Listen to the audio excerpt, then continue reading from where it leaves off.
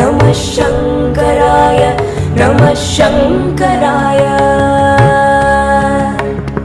कृपासागराय शुकाव्यप्रदाय प्रणम्राखिलाभीष्टसन्दायकाय यतीन्द्रैरुपास्याङ्घ्रिपाथोरुहाय प्रबोधप्रदात्रे नमः शङ्कराय चिदानन्दरूपाय चिन्मुद्रकोद्यत्करायेश पर्याय रूपाय तुभ्यं मुदा गीयमानाय वेदोत्तमाङ्गै श्रुतानन्ददात्रे नमः शङ्कराय